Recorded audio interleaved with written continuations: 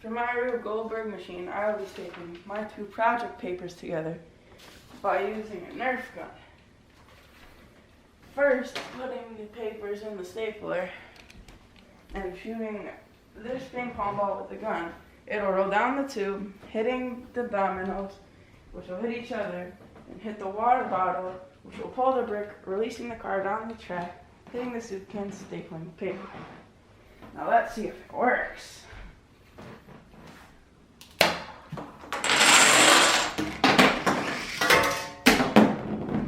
Well, looky there. It worked.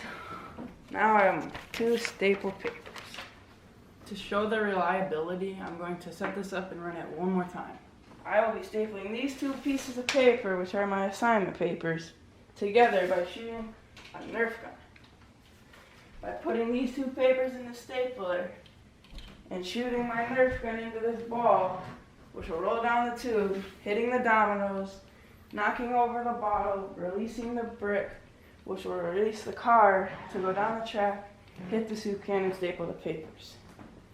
Let's see if it works.